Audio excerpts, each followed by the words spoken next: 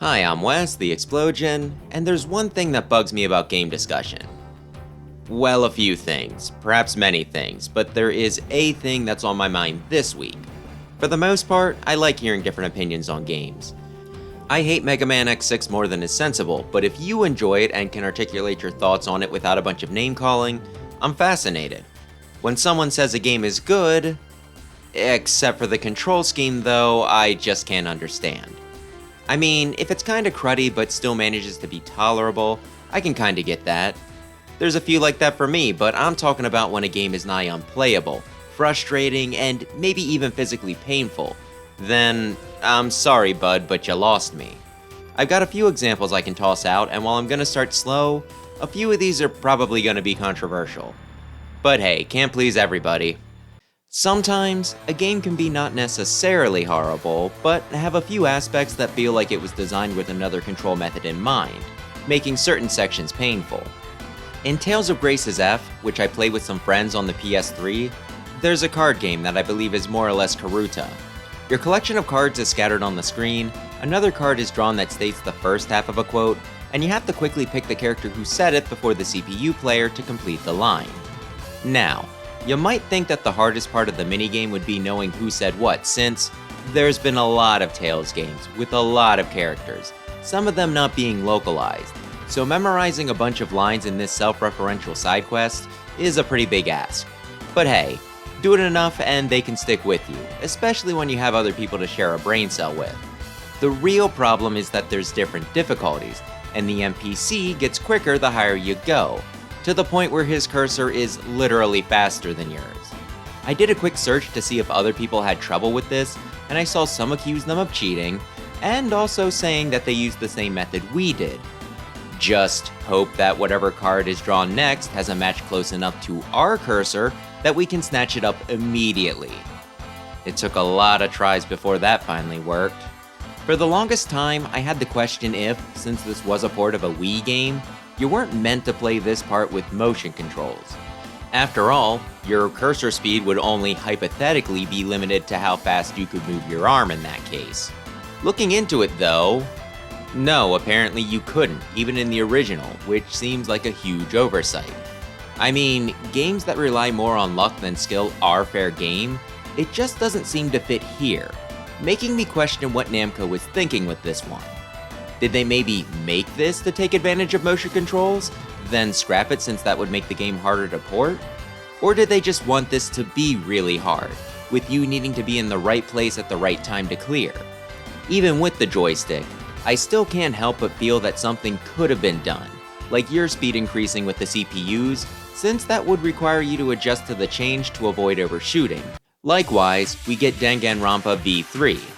To stick to the basics, you're part of a killing game and you need to get to the bottom of murders during trials, where you click on dialogue to find contradictions and shoot down noise, in addition to other functions, all while the texture targeting moves across the screen for a limited window.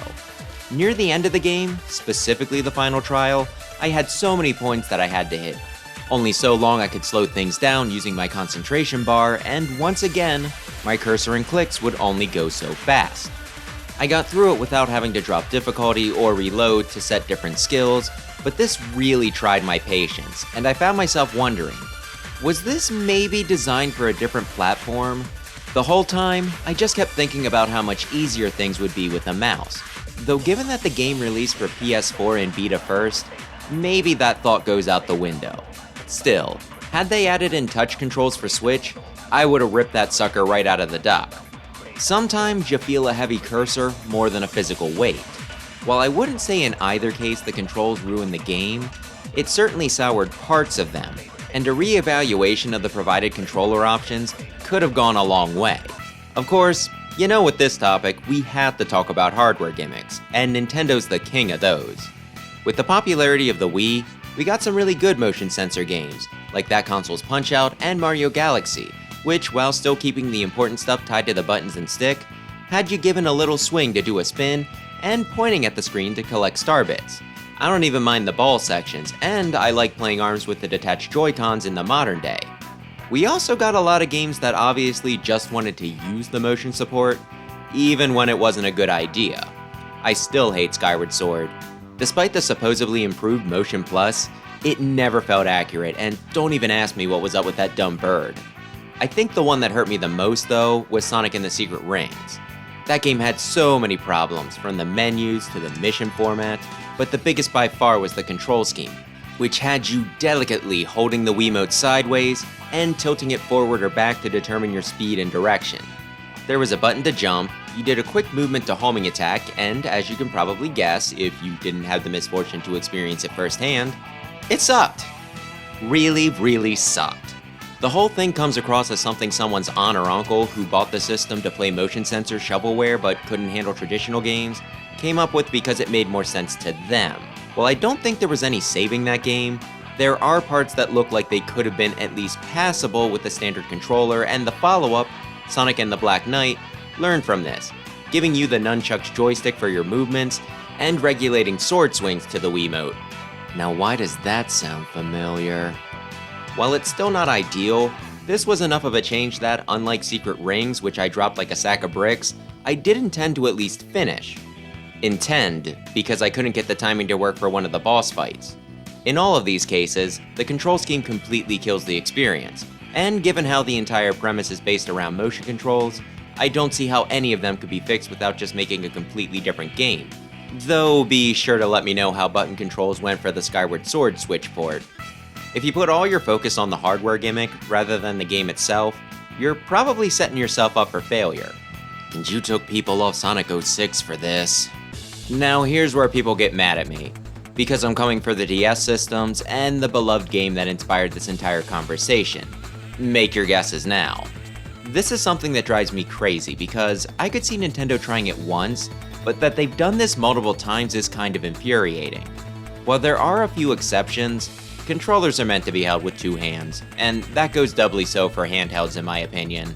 Still, depending on how the touchscreen is implemented, you can get away with needing to take your hand off one side if it's just to poke or drag something quick, or if the game is focused primarily on that, letting your dominant hand hold the stylus and your other comfortably steady the console.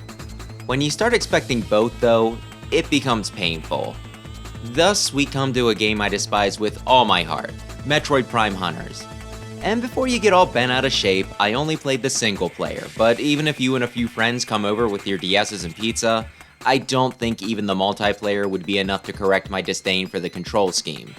You need to aim with the touchscreen while moving around with the D-pad or face buttons, while pressing the shoulder to fire. And this literally hurt. Though hey, at least they let you decide which side you wanted to grip, so it had that going for it. There are a few ways you could handle this. You could hold the game in one hand, likely your weaker one, trying to keep it steady while the other pressed down on it. You could place it on a table and either pinch one hand under it, which is awkward, or leave it flat and try to hook your fingers to the buttons from the side, which is also awkward. This is my special edition Majora's Mask 3DS, which I prize very heavily. And this is the bottom casing, which has some of the paint rubbed off from me trying to play this via the first method I mentioned. It also gave me terrible hand cramps that had me feeling like my fingers would be permanently twisted into odd claws. Granted, the single player was horrible, so it's kinda the whole package that sinks this one, but regardless, a campaign should not be causing me pain. It absolutely did kill a similar game, Star Fox Command. This one not only has the standard Star Fox gameplay, but also strategy elements, like the at the time unreleased Star Fox 2, and multiple story routes, giving it a lot of replay value, so this game really should be right up my alley. Trying to steer your R-Wing with the touchscreen though, with just the press of your standard buttons to fire, and everything else also mapped to the bottom screen, isn't intuitive. I don't hate this one as much as Prime Hunters, but unlike that, which I forced myself to beat, I gave up on this one real quick. You still get the conundrum of, how do I hold this? And rather than just pointing where you want to aim, you have to actually control which direction you want to move with the screen, which is a poor stand-in for a joystick. It's a bit easier to grip a Wii U gamepad for this, at least if you're in a position where you can sit it in your lap, and when I messed with it this way, with the screen split between TV and gamepad, it almost kind of worked, making me consider whether I wanted to try to beat it on that hardware. Did find myself almost crashing whenever I would want to check what should have been a minimap that was actually a full one sitting in my hands. As soon as I changed the layout to capture the full thing on OBS though, things went completely out the window. Trying to precisely steer something on such a small screen with wonky controls just really isn't great. And given that this released for the original DS, which had a particularly small screen, that'd be even worse. I did go back to try it on the original hardware, and I'll admit, it wasn't as bad as I remember, though it still wasn't good, and I can understand why younger me shelved it. Even if I do go back and manage to get through it, that touch steering is definitely going to keep it from being the favorite it could have been. Which brings me to my last example in this category, Kid Icarus Uprising. I've been meaning to play this game for a while, but the one used copy I found turned out to be busted, and I was further discouraged hearing other people describe the control scheme, it sounding similar to the ones I just got done mentioning. Another warning sign was, it came with a stand that looks like it helps with the grip issues I complained about a good deal. But that means they were not only aware of the issue and manufactured a piece of plastic rather than figuring out a better solution, but if you're buying it used, you either need to find one of those as well, jury-rig something, or just deal. And on top of all that, my brother's played it, and he describes the way it feels as carpal tunnel, but for the whole body. And that sounds awful. But hey, I still felt like I'd better at least try it before posting this, so I borrowed his copy, intent on messing with it for a few hours, and put it down after the first mission, since my left hand started hurting less than 10 minutes in. It's another one of those situations where it makes the system awkward to hold if you want to play it properly. As for the actual controls, I thought the on-rails flight parts felt a little weird but tolerable. You moving with the circle pad, aiming with the screen, and firing with the shoulder. As soon as I hit the ground and had to run around, just too much stuff started being mapped to what little was utilized that none of it felt natural. Now it was movement and dashing to the circle pad, camera and aiming to the screen, range and melee to the shoulder button. Now don't get me wrong, staring at this game, it looks really fun. I've heard people clamor for a remake, and if this was put on Switch with gyro controls like Splatoon, or even just made more use of a modern controller, like the dual stick and more than one button, I think I'd eat it up. But whenever I hear people talk about this one, it's almost all praise, with the caveat of its control scheme. And to circle back to my main argument, I don't understand how a game that is painful to play, either metaphorically or literally, can be good. That does lead into a few other arguments that I saw. Some mentioned how the control scheme could be changed, though whether that actually helped out or not was another point of contention. I thought the one for Metroid Prime Hunters was better, but it still really sucked. One of the others was that the game's great once you get used to the controls, which is another thing that I don't really think flies.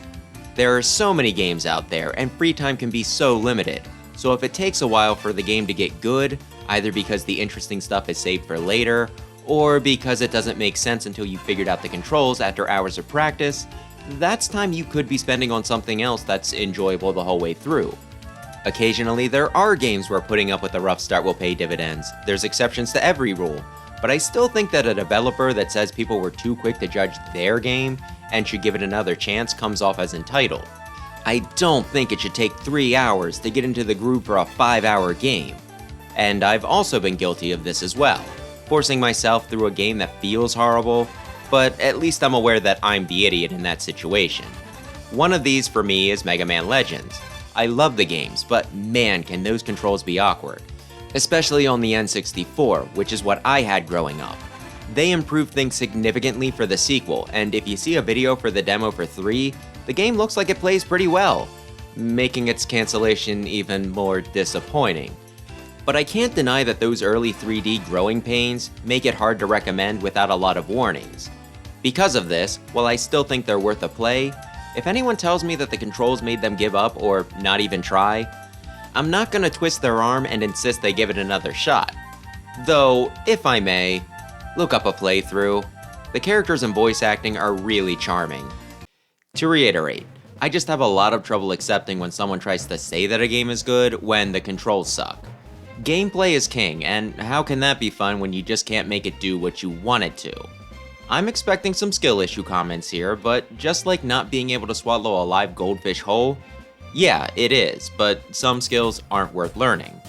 And one more thing I think should be irrefutable is, no game should cause you physical pain to play. I've said my piece, so now, as promised, I'll turn it back to you. What games have been ruined by the controls for you? Am I slandering any of these titles, and are there any ways to make them more agreeable? And are there any wonky ones out there that normally get dropped due to the controls that you think are worth soldiering through? That'll do it for this week, so thanks as always for watching, and maybe consider subscribing if you're into platformers, especially Mega Man. And remember, if it hurts to play, it's not okay.